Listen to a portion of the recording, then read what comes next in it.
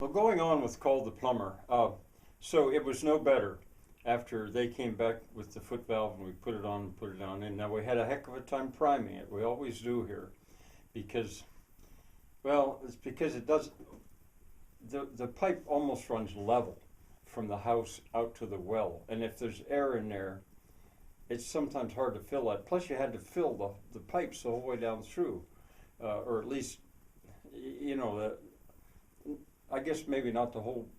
I don't know. At a certain point, it'll pick up the water from the well. But we worked and finally got it primed, and no better, no success. What was it, you know? And we now, while all this was going on, I'll stop here for a minute to say we had time to talk to these guys. I said that, you know, they said they worked on heating systems too of all kinds.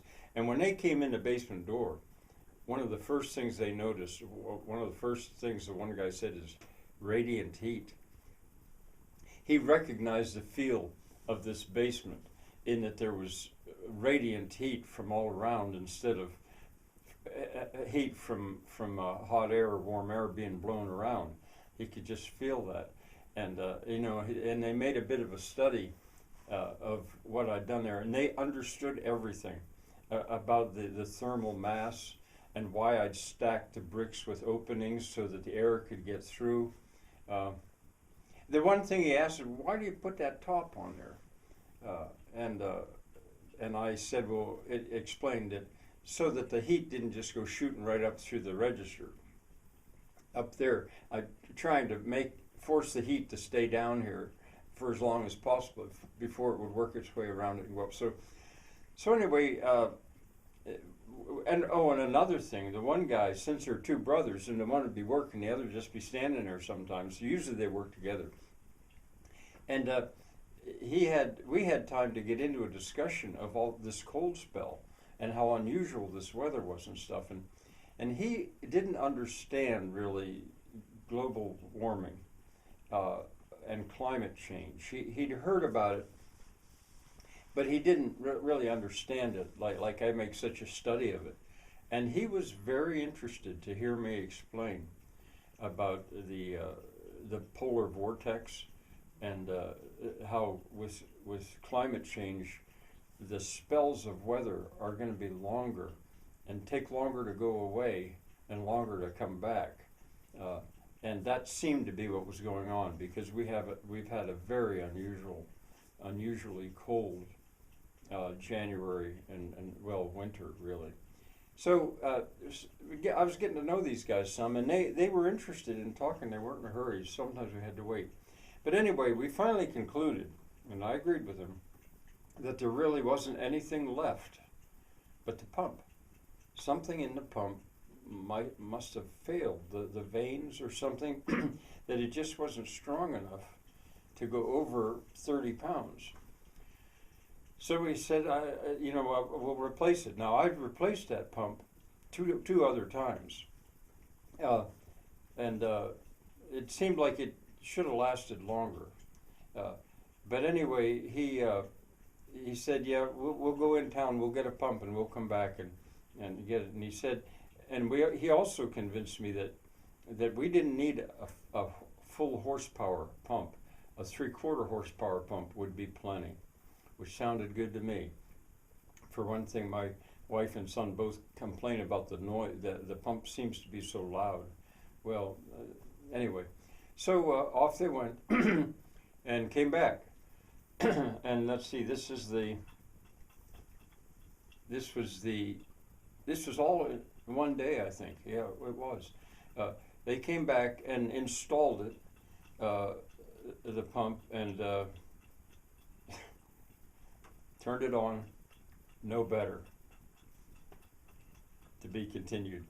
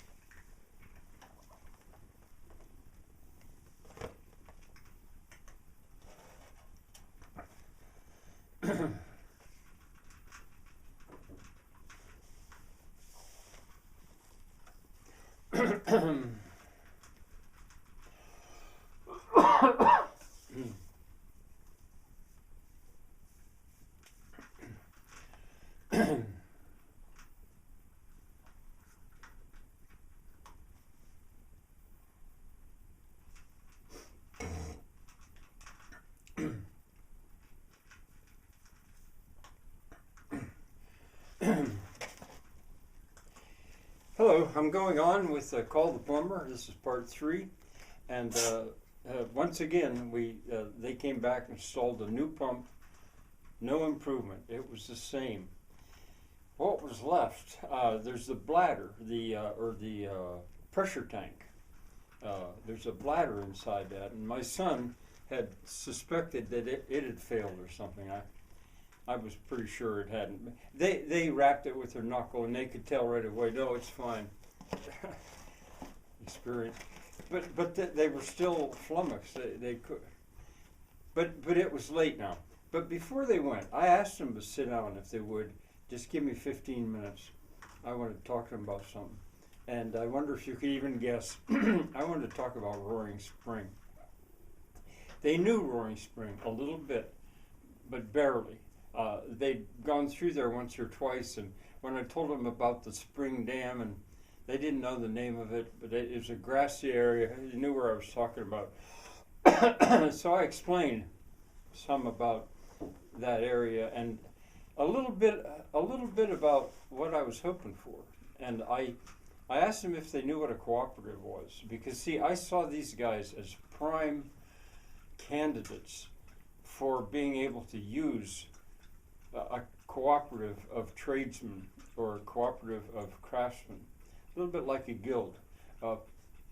And they didn't know about it, but they understood right away when I told them it's like a corporation sort of, but if one person has one vote, it doesn't matter how many shares you have, that would be a corporation. In a cooperative, if you have 100 shares or you have one share, you still have one vote. But you got to have a common purpose. And it didn't seem to me as if those guys had too much of a need. I said, do you guys have lots of work? And they said, oh yeah. I said, I knew they did right now in this kind of weather, but like in the summer, and yeah, they do air conditioning as well. They do heating. But they understood what I was talking about, and they gave me that time, and I appreciated it. And then they left. They were going to come back the next day. That was yesterday. At 10 o'clock, they said they had some place else they had to go first, but then they'd come at 10. Well, the other place took longer, and they didn't come until after lunch. About 1 o'clock they got here, and they were ready to tear into it, because about the only thing they had left, they were going to dismantle the line from the pump to the wellhead if they had to, but they hoped and they thought that it wasn't, nothing had frozen. They thought the pipe was okay out under the wood pile and through there. But they took all this. I ought to be able.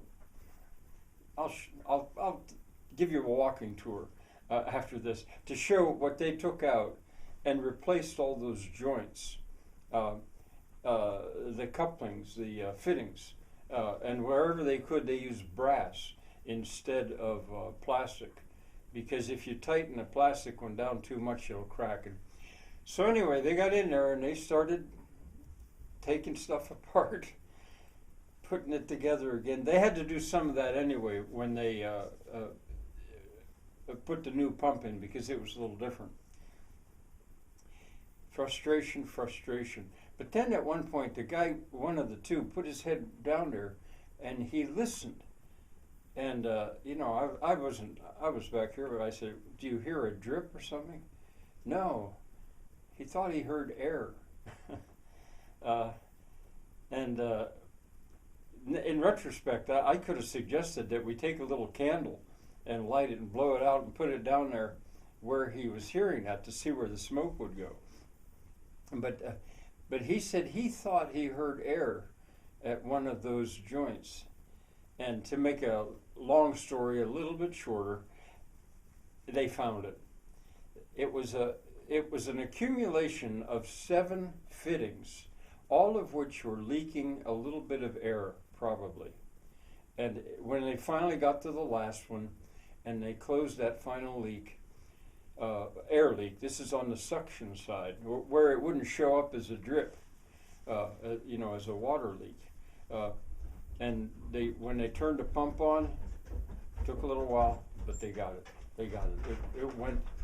It shut it off at where it was supposed to. And now we have from 25 pounds to 45 pounds is the range, and they fixed it. And they were cleaning their tools up and kind of ready to go.